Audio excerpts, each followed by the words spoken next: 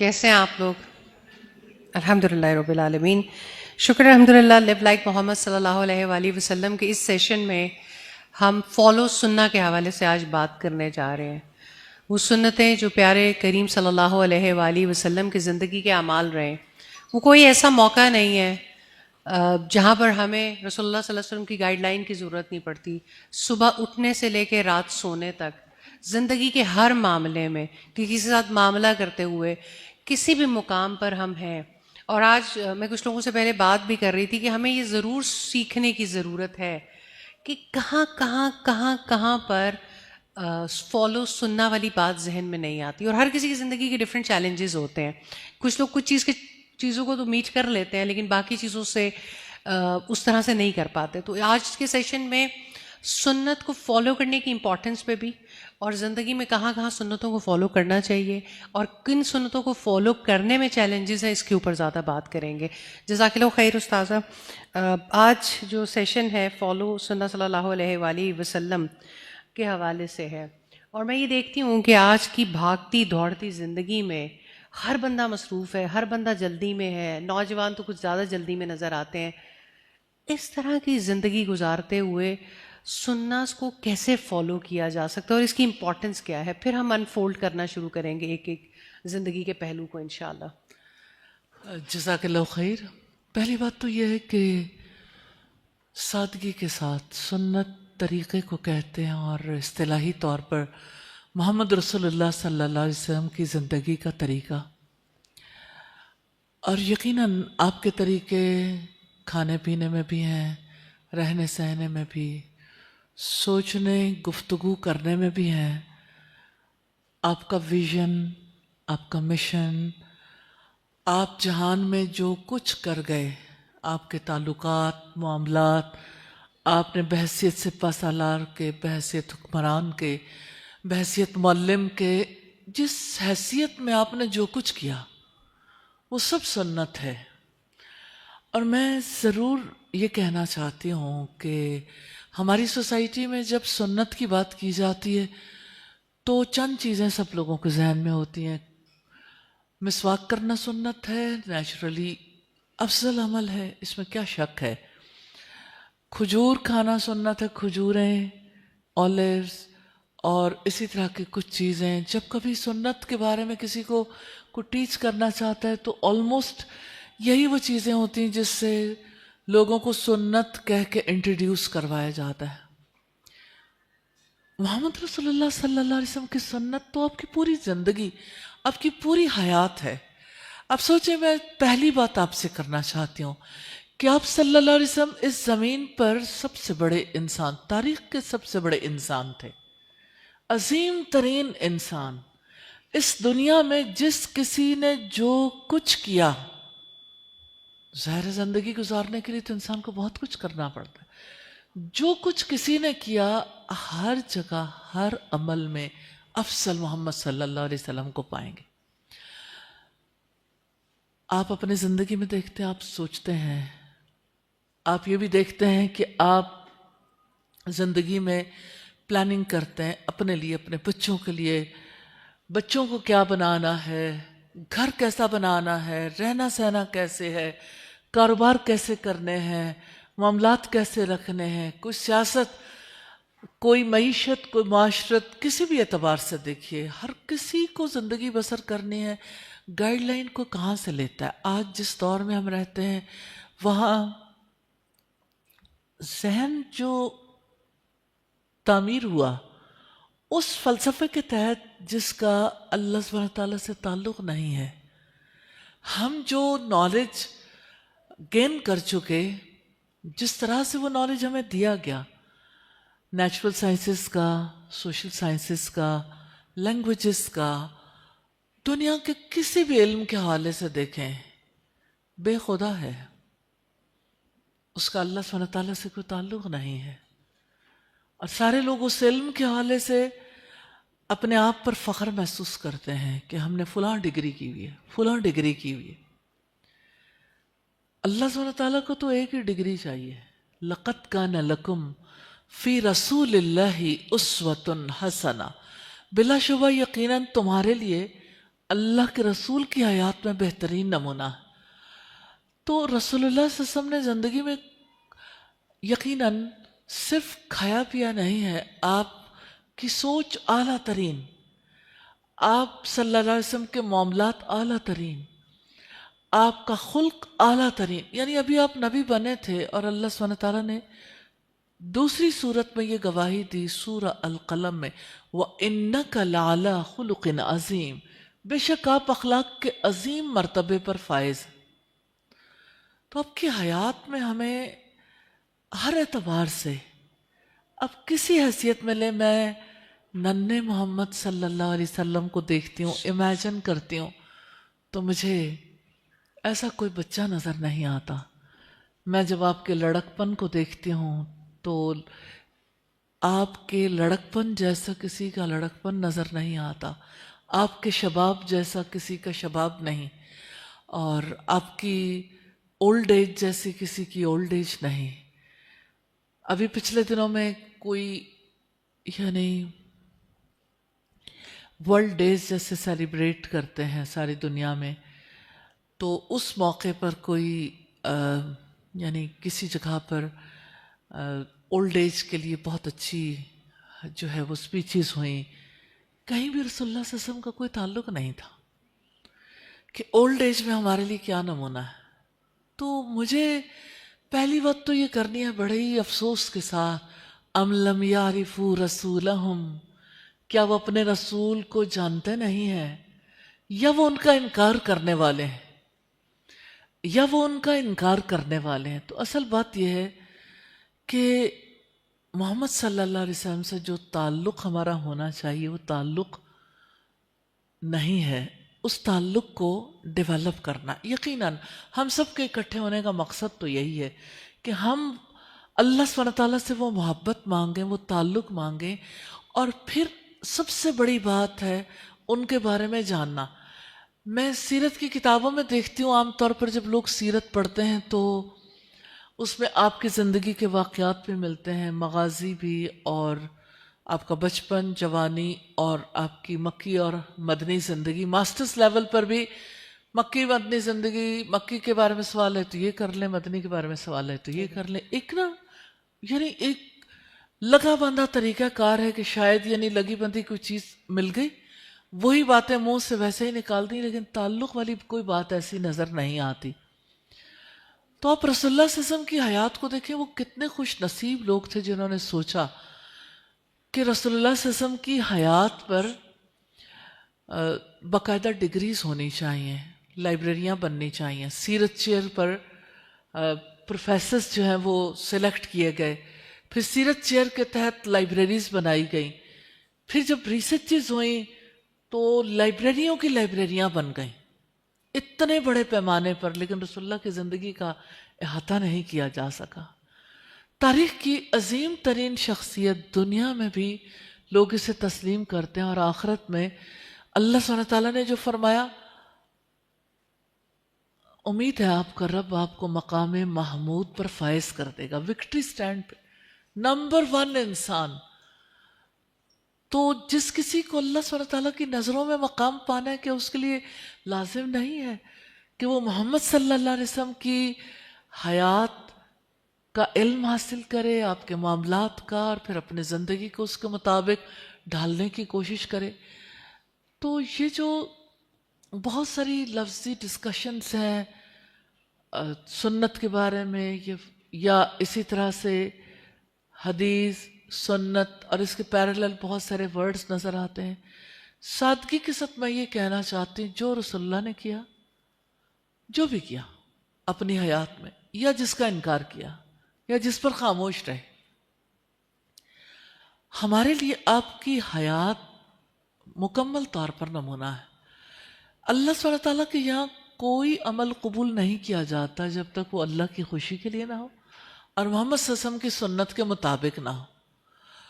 اور میں ایک بار پھر وہی آیت دہرانا چاہتی ہوں، سورہ آل عمران آیت نمبر 31. اللہ سبحانہ تعالیٰ نے فرمایا، قل ان کنتم تحبون اللہ فاتبعونی یحببکم اللہ ویغفر لکم ذنوبکم.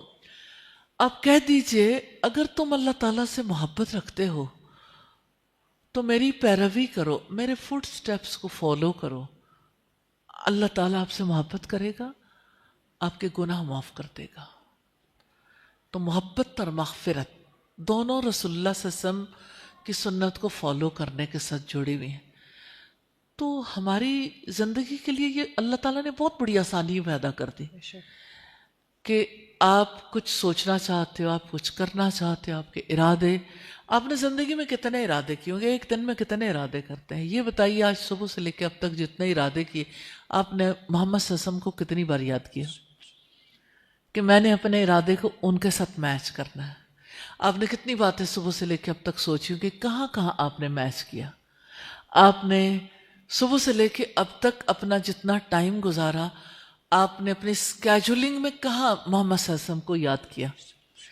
آپ نے صبح سے لے کے اب تک کتنے لوگوں سے ملاقاتیں کی ہوں گی، بات چیت کی ہوگی، آپ نے کہاں اپنی گفتگو میں رسول اللہ کو فالو کیا؟ آپ نے جتنے لوگوں سے ملاقات کی اس ملاقات میں کہاں رسول اللہ صلی اللہ علیہ وسلم کو فالو کیا؟ نیچرلی ہمیں بہت کچھ سیکھنے کی ضرورت ہے اور بہت کچھ اس کے مطابق ڈھالنے کی ضرورت ہے۔ تو آپ کی حیات کا کوئی گوشہ ایسا نہیں ہے جسے اللہ سبحانہ تعالیٰ نے اندھیرے میں رہنے دیا۔ اور مجھے سورہ الاحزاب کی وہ آیت یاد آتی جس میں اللہ سبحانہ تعالیٰ نے آپ کو سراج منیر کہا کہ آپ تاریخ کی عظیم روشنی میں ہیں، کہ آپ تمام لوگوں کے لیے ایسے ہیں جیسے آسمان پر سورج چمکتا ہے، اسی طرح سے محمد رسول اللہ صلی اللہ علیہ وسلم کا کردار ایسے لوگوں کے سامنے اللہ سبحانہ تعالیٰ نے روشن کر دیا، الحمدللہ۔ تو آپ کی حیات دراصل اللہ تعالیٰ کی پسند کا پورا اظہار ہے، اس لیے ہم نے محمد صلی اللہ علیہ وسلم کو فالو کرنا ہے، ان کی سنت پر عمل کرنا ہے۔ انشاءاللہ ہم کوشچنز آپ کی طرف سے بھی لے سکتے ہیں۔ آپ نے بات کی تھی کہ بھاگتی دوڑتی زندگی میں دیکھیں وقت کی سپیڈ تو کبھی نہیں بدلی، فکسڈ ہے۔ آپ جانتے ہیں 1 گھنٹے میں 60 منٹ ہے، ہر منٹ میں 60 سیکنڈ ہے، تو زندگی نے جس طرح بھاگنا ہے اسی طرح ہی بھاگنا ہے۔ اب یہ کہ کوئی زندگی میں تیز بھاگ لیتا ہے، کوئی زندگی میں پیچھے رہ جاتا ہے، تو بھاگ دوڑ بظاہر زیادہ لگتی ہے لیکن بھاگ دوڑ کا کوئی رخ ہوتا ہے نا۔ اب وہ کوئی کسی نے ہمارے ہاں بڑی کہاوتیں مشہور ہیں کہ بیکار نہ باش کچھ تو کیا کر، کچھ نہیں تو کپڑے ہی ادھیڑ کے سیا کر۔ اب اگر کوئی کپڑے ادھیڑ کے ہی سیتا رہے تو یہ اس کا یہ مطلب نہیں کہ اس کی بھاگ دوڑ بہت زیادہ ہے۔ اسی طرح سے اگر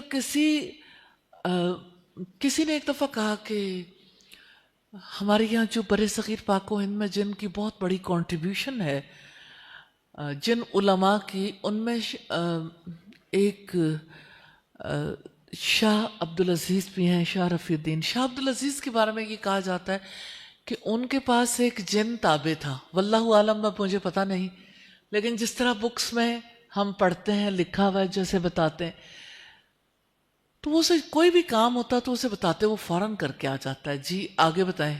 تو وہ اتنا زیادہ پریشان ہوئے میں کتنے کام بتا دوں؟ تو انہوں نے کہا کہ آپ بھاگ دوڑ کرو، درخت پر چڑھ جاؤ اتر جاؤ، چڑھو اترو چڑھو اترو۔ تو آج کے نوجوانوں کی زیادہ بھاگ دوڑ تو ایسے ہی ہے نا، ایسے ہی تو یہ بظاہر تو جناتی بھاگ دوڑ لگتی ہے کہ بڑا کام ہو رہا ہے، تو اس کا رزلٹ دیکھیں تو پھر پتہ چلتا ہے کیا بھاگ دوڑ ہے۔ تو زندگی چاہے تیز ہو یا آہستہ ہو، زندگی میں کرنے والے کام تو نہیں بدلنے۔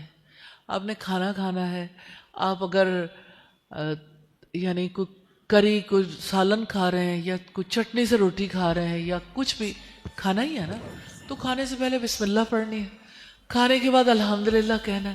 آپ نے کس طرح سے کھانا کھانا ہے تو اس کھانے کے لیے اللہ کا شکر ادا کرنا ہے۔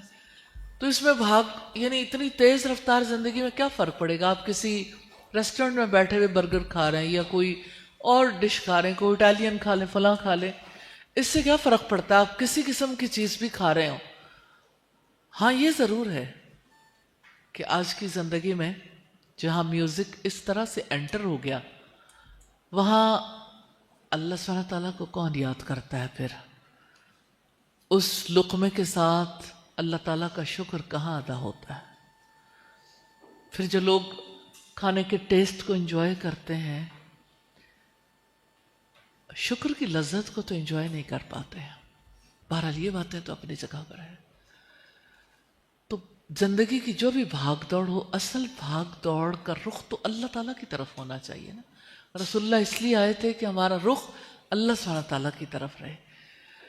اللہ تعالیٰ ہمیں توفیق عطا کرے کہ ہم یہ آمین. سیکھیں اور ہم اپنی زندگیوں کو سنت کے مطابق ڈھالیں. آمین. جزاک اللہ استاد صاحب کی پچھلی گفتگو سے ریلیونٹ ایک سوال شزل پوچھتی ہیں، میں چاہوں گی کہ وہ کر کے پھر ہم سنتوں کی طرف ذرا زیادہ آ جائیں. استاد جی یہ سمجھ نہیں آتی نبی کریم صلی اللہ علیہ وآلہ وسلم کیسے تمام جہانوں کے لیے رحمت للعالمین ہیں، وہ تو صرف اس جہان میں آئیں. یہ شزل کا سوال ہے جی. اصل میں جہان کا مطلب انہوں نے اپنی چوائس سے اخذ کر لیا کہ شاید اس جہان کے ساتھ دوسرے جہان کون کون سے جہان ہیں. آپ صلی اللہ علیہ وسلم کو اللہ سبحانہ تعالیٰ نے صرف انسانوں کے لیے رسول بنا کر نہیں بھیجا. اگرچہ جنات بھی اللہ کی مخلوق ہیں، دو ہی مخلوقات ہیں نا جن کو اللہ تعالیٰ نے اختیار دیا، تو جنات کی طرف اللہ تعالیٰ نے کوئی رسول نہیں بھیجا. وہ بھی انبیاء پر ہی ایمان لاتے رہے اور وہ محمد صلی اللہ علیہ وسلم پر ایمان لائے. اور اس کے لیے سورہ الجن اور سورہ الاحقاف میں اس کا تذکرہ ملتا ہے. رسول اللہ صلی اللہ علیہ وسلم کی احادیث میں بھی اس کا تذکرہ ملتا ہے. تو جیسے انسانوں کا ایک جہان ہے ایسے جنات کا بھی ایک جہان ہے. اس کے ساتھ ساتھ ایسا ہے کہ جیسے اسی جہان میں بسنے والی کتنی مخلوقات ہیں. مثال کے طور پر آپ صلی اللہ علیہ وسلم کے جو ریلیشن تھا، ایک اونٹ جو ہے وہ آپ کو دیکھتا ہے اور اس کی آنکھوں سے یوں آنسو جاری ہو جاتے ہیں، تو آپ اس کے مالک سے کہتے ہیں اس کو کیوں اتنی زیادہ مشقت اس سے لیتے ہو اور اس کو کھانا ٹھیک نہیں دیتے ہو. اور پھر اسی طرح جیسے ایک یعنی رسول اللہ صلی اللہ علیہ وسلم جس کھجور کے تنے سے بنے ہوئے ممبر پر خطاب کرتے تھے، جب ایک خاتون نے کہا کہ میں آپ کو ممبر بنوا کے دیتی ہوں، جب نیا ممبر آیا پچھلے کو اٹھا دیا گیا تو وہ رونا شروع ہو گیا. اس کے رونے کی آواز سبھی سنتے رہے. تو رسول اللہ صلی اللہ علیہ وسلم نے اس کو تسلی دی. اور یعنی کہنے کا مطلب یہ ہے کہ جیسے ہماری ایک دنیا ہے ایسے ہی جنات کی ایک دنیا ہے، جانوروں کی ایک دنیا ہے، ایسے ہی پلانٹس کی ایک دنیا ہے، اسی طرح سے پتھروں کی بھی ایک دنیا ہے. کہ رسول اللہ صلی اللہ علیہ وسلم نے ایک دفعہ کنکریوں کو اٹھایا اور ان کی تسبیح سب لوگوں کو سنائی. میں یہ تو نہیں کہتی کہ آپ یعنی ان کے لیے رسول تھے، لیکن رحمت ضرور تھے. آپ کی رحمت یہ پھر اگر ہم فرشتوں کے ساتھ تعلق کو دیکھیں تو آپ صلی اللہ علیہ وسلم کس قدر زیادہ یعنی پریشان بھی ہوتے تھے جب جبریل علیہ السلام نہیں آتے تھے. تو ایک بار آپ نے کہا کہ آپ کا آنا بہت طویل ہو گیا، یعنی دیر کے بعد آتے ہیں. تو انہوں نے کہا کہ ہم تو اللہ کے حکم سے ہی آتے ہیں، یعنی ہماری اپنی مرضی نہیں ہے. اللہ تعالیٰ جب بھیجتے ہیں تو ہم آ جاتے ہیں اور اگر نہیں بھیجتے تو ہم نہیں آتے. لیکن حضرت جبریل علیہ السلام کے ساتھ جو مرضی ہے ہمیں وہ نظر آتی ہے. جیسے آپ آسمانوں پہ گئے، جب سفر معراج کیا، اس موقع پر جیسے ہر جگہ پر آپ کا کویسچن اور اسی طرح سے حضرت جبریل علیہ السلام کا آنسر. تو میں اس مہربانی کی ملاقات کو تھوڑا سا آپ کے سامنے رکھتی ہوں. رسول اللہ صلی اللہ علیہ وسلم جس وقت حضرت جبریل علیہ السلام کے ساتھ سفر معراج پر گئے تو پہلے آسمان پر پہنچتے ہیں اور جبریل علیہ السلام سے آسمان کا دروازہ کھلتا ہے اور پوچھا جاتا ہے کون؟ تو کہتے ہیں جبریل. ساتھ کون؟ محمد. کیا بلائے گئے ہیں؟ جی ہاں بلائے گئے ہیں. آپ دونوں کے درمیان دیکھیے کہ ایک دوسرے کی رفاقت بھی ہے، ہم آہنگی بھی ہے، اور پھر یہ کہ یعنی کدھر فرشتوں کی قوت اور طاقت اور کہاں انسان کی استطاعت. فرشتوں کے لیے تو اس سارے سفر کو اور ان ساری چیزوں کو بیئر کرنا تو ڈیفیکلٹ ہی نہیں تھا، لیکن نبی صلی اللہ علیہ وسلم کی جانب سے رحمت یہ تھی کہ آپ نے کوئی پریشر ان کی ذات پہ آنے نہیں دیا. ورنہ آپ دیکھیں کہ کتنا لوگ جب اکٹھے ٹریول کرتے ہیں تو ایک دوسرے کا پتہ چلتا ہے. کچھ لوگ ہیں جو اپنا پریشر دوسرے پہ پھینکتے ہی رہتے ہیں کہ اب یہ ہو گیا، ہم تھک گئے، بیمار ہو گئے، اب ہمیں یہ پریشانی ہے، اب یہ ہو گیا، اب یہ بھی مرضی ہے. تو آپ جہاں کہیں بھی رہے، آپ لوگوں کے لیے نفع مند ہی رہے اور آپ لوگوں کے لیے باعث رحمت رہے. آپ جن لوگوں کے ساتھ بیٹھتے اٹھتے ہیں، آپ نے بھی فیل کیا ہوگا کہ ایک دوسرے کے شیئرنگ کے بہانے سے ہم کتنی چیزیں ہیں جو دوسرے کے اوپر پریشر دیتے رہتے ہیں، اور جس کی وجہ سے لوگ ایک دوسرے کے پریشر کو جب زیادہ فیل کرتے ہیں تو کہتے ہیں پتہ نہیں فلاں کے ساتھ بیٹھتے ہیں کندھے ہی ٹوٹ جاتے ہیں. کیونکہ لوگ اس طرح کی سم ٹائمز بات چیت کرتے ہیں کہ انسان کے لیے بیئر کرنا مشکل ہو جاتا ہے. اللہ کے رسول صلی اللہ علیہ وسلم کسی جگہ پر بھی لوگوں کے لیے تکلیف کا باعث نہیں بنتے تھے، ہمیشہ تکلیف دور کرنے والی. اور آپ کی یعنی زبان رحمت سے الفاظ بھی ایسے نکلتے تھے جو لوگوں کے لیے دل کی تسلی کا باعث بنتے تھے. الحمدللہ. تو جہاں تک اصلی بات کا تعلق ہے تو ایک دنیا ہے اور ایک آخرت، اور آخرت میں رسول اللہ ایسے مرسیفل رہیں گے کہ آپ شفاعت کریں گے اللہ کے حکم سے. اور کس طرح سے آپ صلی اللہ علیہ وسلم دنیا میں بھی جیسے لوگوں کو اللہ تعالیٰ کی طرف بلاتے رہے، تو وہ مقام جہاں سب کہیں گے نفسی نفسی، بڑے بڑے پیغمبر بھی، تو رسول اللہ صلی اللہ علیہ وسلم کہیں گے امتی امتی. تو اس جہان میں بھی آپ کی رحمت ہمیں نظر آتی ہے. انشاءاللہ. جزاک اللہ خیر. جی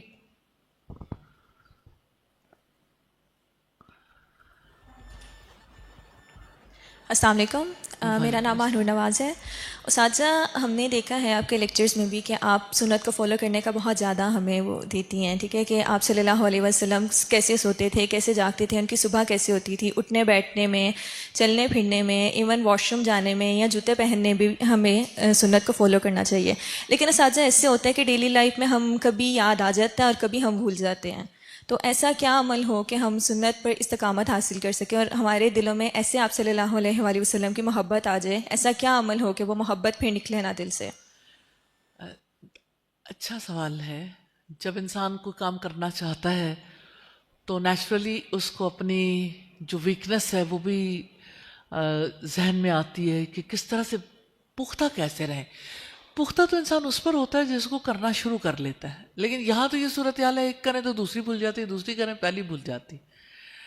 تو جو چیز جس کی ضرورت ہے نا، جہاں جیسے نالج کی ضرورت ہے ایسے ہی اچھی تربیت کی بہت ضرورت ہے، صحبت کی ضرورت ہے. دیکھیں بچے اپنے ماں باپ سے سیکھتے ہیں، پھر اساتذہ سے سیکھتے ہیں، لیکن دوستوں سے سب سے زیادہ سیکھتے ہیں.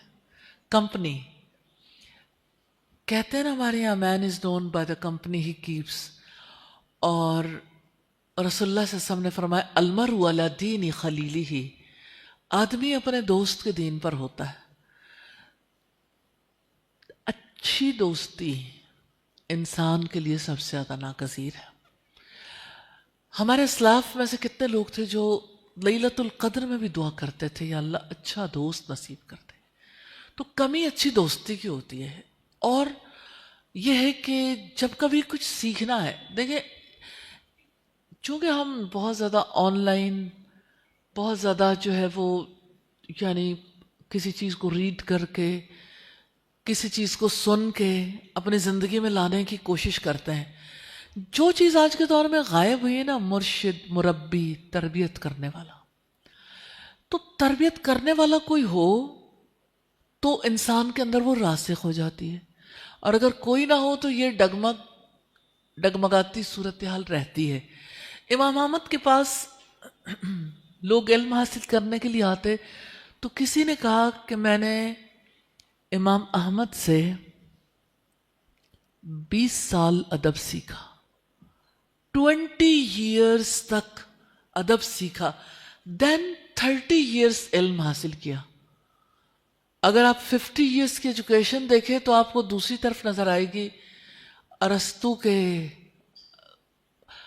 جو یعنی دی ریپبلک اگر آپ پڑھیں تو اس میں آپ کو پتا چلے گا جو فلسفی بادشاہ وہ 50 سال تک علم حاصل کرے گا. تو علم تو ساری زندگی حاصل کرنا ہے. لیکن ہم ملائیشیا گئے اور ملائیشیا میں ان کی ویلیوز میں یہ چیز شامل ہے کہ انہوں نے ادب سیکھنا اور ادب سکھانا ہے. آپ اس قوم کو دیکھیے, ان کے یعنی وہ ایک ایسے لگتا ہے کہ جیسے گھڑا ہوا ہے انہیں ایک طریقے سے. آپ کو اختلاف ہو سکتا ہے کسی قوم سے, لیکن یہ غصہ نہیں کرتے. آپ کو یہ نہیں لگے گا کسی کے ساتھ بدتمیزی کریں, بد لحاظی کا معاملہ نہیں کرتے, جھگڑے نہیں کرتے. تو بہت ساری چیزیں ایسی ہم نے ان لوگوں میں دیکھی. تو جب ہم نے ان کے ایک منسٹر صاحب تھے, منسٹر ایجوکیشن, ان کے ساتھ ملاقات ہوئی, اور پھر اسی طرح سے ان کی ایجوکیشن منسٹری سے ہی کچھ اور لوگ تھے جن سے ملاقات ہوئی. ایک اسکول میں ہمارا وزٹ ہوا, سیون اسکائز کے نام سے. تو ہم نے ان سے پوچھا تو انہوں نے کہا کہ ادب ہماری بیسک ویلیوز میں, ہم اس کو سب سے پہلے ایڈریس کرتے ہیں. تو ہمارے یہاں کہتے تو ہیں ادب پہلا قرینہ ہے محبت کے قرینوں میں, لیکن اصل میں ادب سکھانے کے لیے وہ جو ایک بالکل بچپن سے ایک چیز ہونی چاہیے اس طرح نہیں ہوتی. تو جس وقت انسان پختہ عادات ہو جاتی ہیں اس کی, پھر ان کو ہیبٹ کو بریک کرنا اور نئی ہیبٹ کو اختیار کرنا مشکل ہوتا ہے. لیکن ہوپ ہے, جب رمضان آئے گا نا, آپ عام دنوں میں بھی شروع کر سکتے ہیں, لیکن رمضان میں 30 ڈیز تک آسانی بہت ہو جاتی, پختگی بہت اچھے طریقے سے آ سکتی. اس وقت ایک تو آ سکتی. دوسرا یہ ہے کہ آپ ہمیں کورس کرواتے ہیں life style management. Life style management کی ایک ڈائری بھی ہم نے انٹروڈیوس کرائی ہے. کوئی بھی اپنے گھر پہ بیٹھے ہوئے ڈیلی اگر رات کو اپنا جائزہ لے تو اسے پتہ چلتا ہے اچھا یہ کام کرنے تھے. ہر روز جب آپ اپنے آپ کو دیکھتے ہیں تو پھر آپ نئے سرے سے دعا بھی کرتے ہیں اور اللہ سبحانہ تعالیٰ کے ساتھ جو ہے وہ یعنی اپنی غلطی پر معذرت بھی کرتے ہیں. تو اس طرح سے پھر آسانی ہو جاتی ہے انسان کے لیے. 1 دن 2 دن 3 دن ہفتہ بھر انسان دیکھتا رہے تو اچھی بھلی اندر جو ہے وہ انگزائٹی پیدا ہونی شروع ہو جاتی ہے, لیکن انسان پھر ان عادات کو اپنا سکتا ہے. اور ہاں, اگر آپ یہ چاہیں کہ یعنی ساری عادات اچانک چینج ہو, یہ نہیں ہوگا. ایک ایک چیز کو پر فوکس کر لیں, پھر وہ پختہ ہو سکتی ہے الحمدللہ. کبھی کبھی ایسا نہیں ہوتا انسان اپنی غلط عادت پہ جم جاتا ہے اور وہ کہتا ہے کہ مطلب اسی کے یہی صحیح ہے, خاموش رہنے کے رویے کو شرافت سمجھا جاتا ہے, حق اور باطل کے درمیان کوئی فرق نہیں کیا جاتا. یعنی آپ غلطی پر ہیں اور آپ جم گئے ہیں اور صرف آپ خاموش رہتے ہیں, تو کہ ہم جھگڑا نہیں کرتے یا کوئی اور چیز نہیں کرتے ہیں. اس سے مثال ایسے ہی ہے جیسے کبھی کبھی گھروں میں بھی ایسا ہوتا ہے, اور کبھی کبھی ہم جب باہر دیکھتے ہیں بارش آتی تو اچانک پتہ چلتا ہے ہر طرف جو ہے وہ پانی پھیل گیا. تو آپ نے پچھلے دنوں میں دیکھا ہوگا بہت ساری چھوٹی چھوٹی ویڈیوز وائرل ہو رہی تھیں کہ لوگ مختلف کنٹریز میں کس طرح سے اگر پانی کھڑا ہو جائے تو اپنے ہی سڑک پہ گٹر کا ڈھکن اٹھا اس کو جو ہے وہ تھوڑا یعنی سیٹل کرنے کی کوشش کرتے ہیں. وہاں سے کوئی ٹریننگ بھی دی جاتی, گورنمنٹ ٹریننگز بھی دیتی ہیں کہ اس کو اٹھا کے پھر یہ سارا پانی جو ہے وہ آسانی سے چلا جاتا ہے. لیکن کبھی آپ نے ایسے گٹر دیکھے ہیں کہ جہاں پر کسی کا ڈھکن اوپر سے پختہ طور پر بند کر دو, اور کبھی تو یعنی شاید پتہ نہیں کتنا زندہ رہنا بھی مشکل ہو جاتا ہے کہ اس کا ڈھکن اڑاؤ تو کتنی گندگی ہے جس کے لپیٹ میں انسان چلا جاتا ہے. تو ایسی خاموشی کہ جس میں آپ اپنی گندگی کو اندر دبا لیں. وقت خواب من دساہا, نامراد ہو گیا وہ جس نے اسے دبا دیا. یعنی اپنی غلطیوں سمیت آپ اپنے اندر اپنی آپ یہ کہہ لیں کہ گناہوں کا قبرستان اپنے دل کو بنا لیا, غلطیوں کا قبرستان دل کو بنا لیا. قبرستان خاموش ہوتے ہیں, قبرستان خاموش ہوتے, لیکن گناہ خاموش نہیں رہتے, غلطیاں خاموش نہیں رہتے. آپ اگر چاہیں تو آپ حافظ ابن قیم کی کتاب ہے, اردو میں ترجمہ ہوا گناہوں کے برے اثرات, آپ اسے پڑھ کے دیکھیے. آپ کو فیل ہوگا کہ کون کون سا گناہ انسان کو کیسے یعنی آہستہ آہستہ آہستہ جیسے دیمک کھاتی ہے نا, ایسے انسان کی زندگی کو کھاتا چلا جاتا ہے. تو ہم میں سے ہر کوئی اس چیز کو تو محسوس کرتا ہے. کسی کو کینسر ہو گیا تو کینسر کی وجہ سے کس طرح اس کی گریجولی اس طرح سے ایک حصہ خراب ہو گیا, اس کو کاٹنا پڑا, پھر دوسرا خراب ہوا, اس کو کاٹا, تیسرا, آخر کار ڈاکٹر کہتے ہیں اب کیا کاٹیں, اب تو زندگی کٹے گی. تو یہ جو برائیاں ہیں نا یا غلطیاں ہیں, ان کو اندر سے نکالنا پڑتا ہے, اپنے آپ کو شفاف کرنا پڑتا ہے. اگر آپ نہیں نکالو گے تو آپ گٹر بن جاؤ گے, اور ایسا گٹر جس کی وجہ سے پوری سوسائٹی میں بھی تعفن پھیل جائے گا. تو یہ شرافت نہیں ہوتی, یہ یعنی اور زیادہ تکلیف دہ صورتحال پیدا ہو جاتی ایسے فرد کی وجہ سے جو وقتی طور پر اپنے آپ کو اندر دبا کے رکھتا ہے لیکن اس کے اندر کی چیزیں کبھی ٹھیک نہیں ہوتی. جزاک اللہ خیر. استاد لائف اسٹائل مینجمنٹ آئے.